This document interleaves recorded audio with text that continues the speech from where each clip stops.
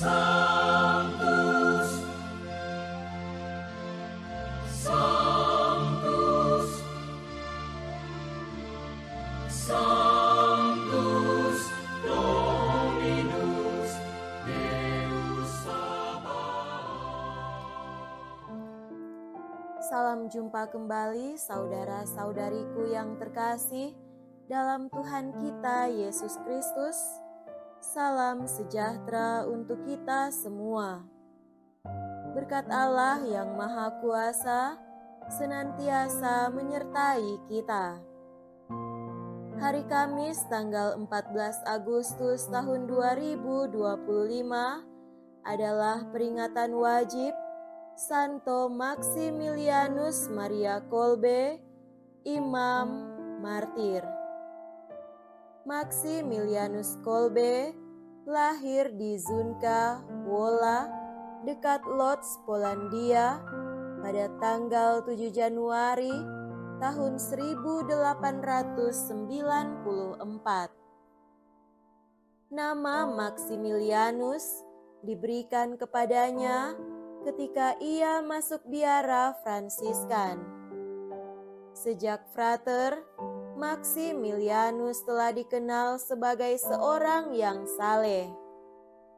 Ia bahkan menunjukkan devosi yang amat besar terhadap Bunda Maria dan mengamalkannya dalam usaha kerasulan, mendirikan perkumpulan untuk memajukan kebaktian kepada Bunda Maria yang dikandung tanpa noda. Pada tahun 1918, ia ditahbiskan menjadi seorang imam dan kemudian kembali ke Polandia untuk berkarya di sana. Maximilianus mendirikan beberapa biara di Polandia, Jepang, dan India.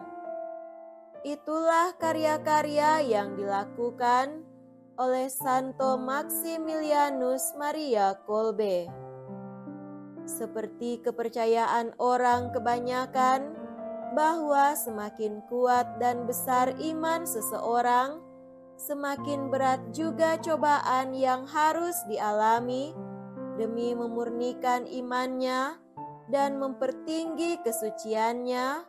Hal inilah yang juga menjadi pengalaman dari orang kudus ini. Maximilianus menjadi salah satu tahanan tentara Jerman ketika mereka menduduki Polandia. Tetapi secara diam-diam ia malah menjalankan tugasnya sebagai seorang imam di tengah-tengah para tahanan yang ada di situ. Penyakit TBC yang dideritanya ikut memperparah kesehatannya. Walaupun demikian, Maximilianus tetap bertahan di kamp tahanan itu dan menjadi korban terakhir yang meninggal setelah disuntik dengan suntikan racun. Marilah kita mendengarkan dan merenungkan bacaan-bacaan kitab suci. Dalam nama Bapa dan Putra dan Roh Kudus. Amin.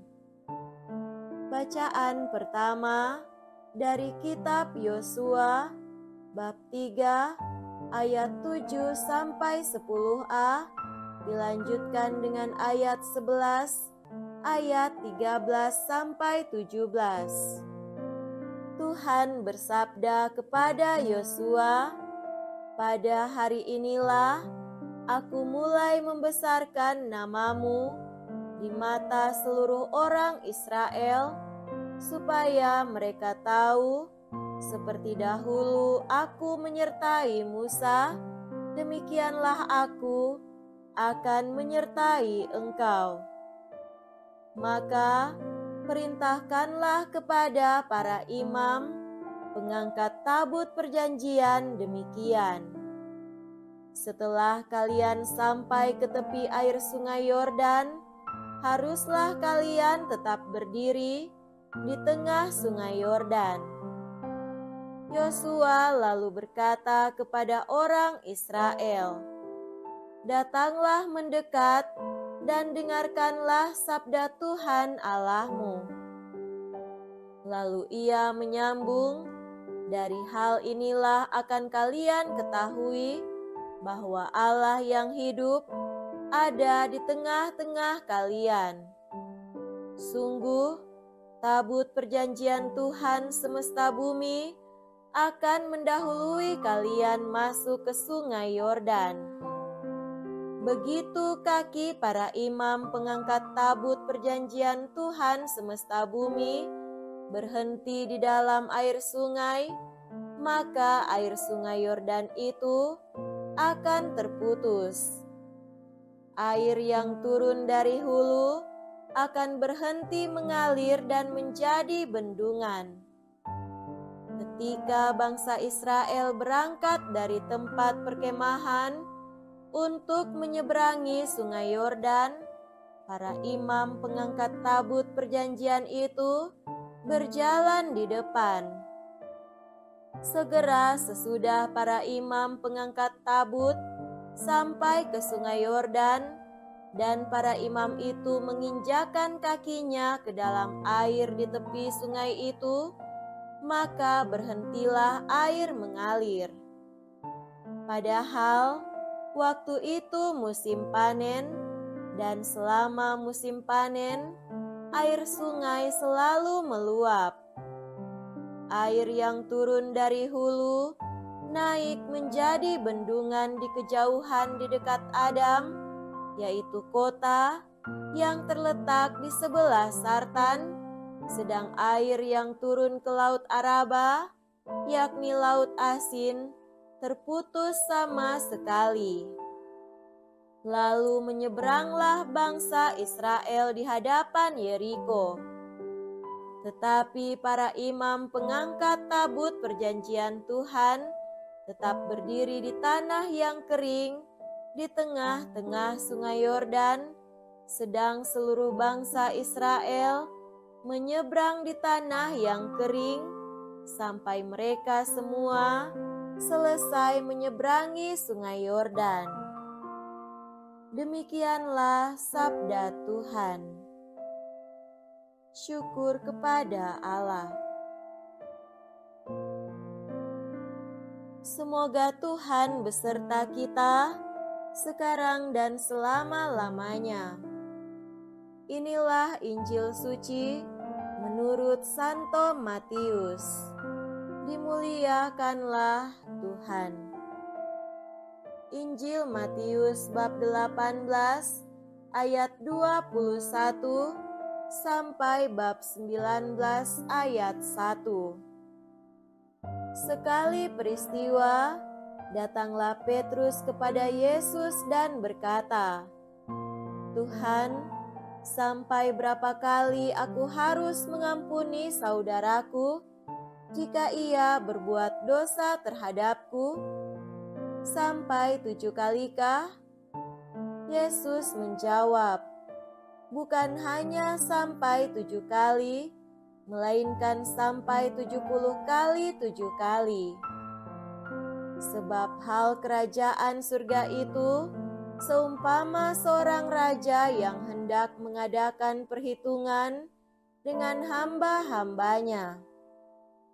Setelah ia mulai mengadakan perhitungan, dihadapkanlah kepadanya seorang yang berhutang 10.000 talenta.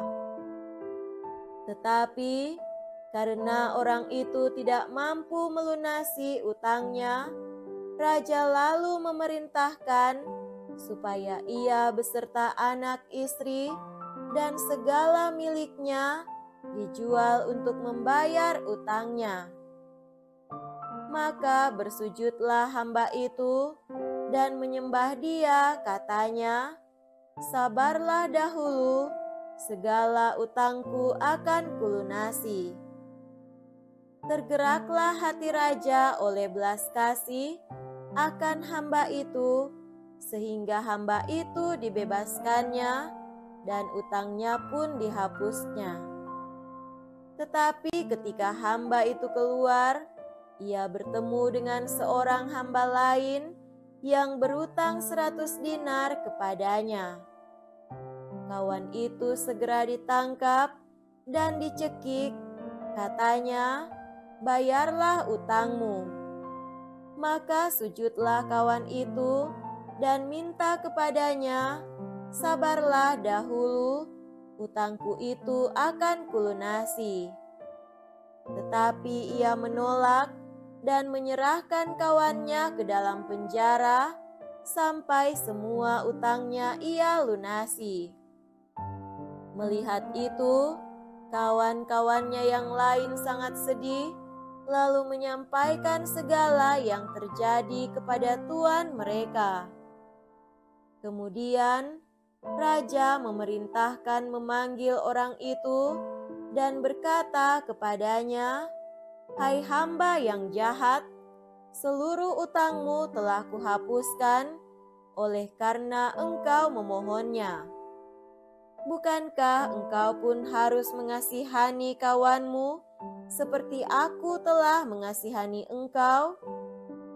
Maka marahlah tuannya dan menyerahkan dia kepada algojo-algojo sampai ia melunasi seluruh utangnya.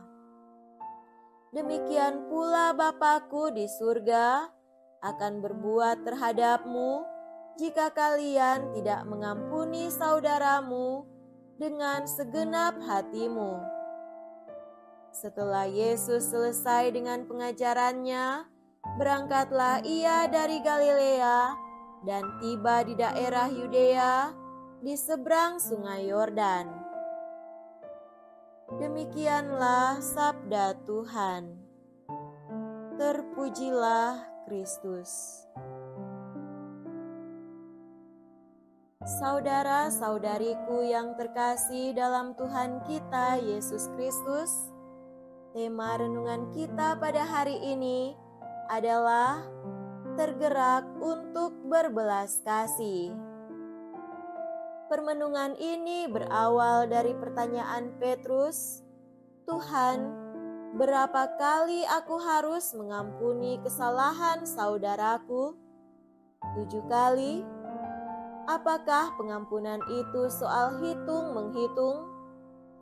Walau Yesus sempat menjawab Petrus, "Bukan saja 7 kali, tetapi 70 kali 7 kali," jelas bahwa mengampuni itu bukan soal menghitung berapa kali. Ada beberapa ahli kitab suci menulis bahwa 70 kali 7 kali itu berarti selalu mengampuni tanpa menghitung berapa kali. Nah, apa arti mengampuni? Dalam perjumpaan Yesus, dasar dari mengampuni dan juga mendapat ampun adalah belas kasih. Raja yang dipakai Yesus sebagai model menaruh kasihan bukan hanya membebaskan, namun menghapus semua hutang dari si hamba yang berhutang 10.000 talenta. Kita bisa membayangkan atau bahkan merasakan sebuah beban besar terlepas dari pundak sang hamba, dan pasti tak terkira rasa gembira dalam hatinya. Ampun berdasarkan belas kasih bukan hanya melepaskan beban, namun menyembuhkan hati dan iman. Sayang sekali bahwa banyak kali kita sama seperti hamba itu saat kita tidak mengampuni dan menaruh belas kasih kepada sesama yang lain.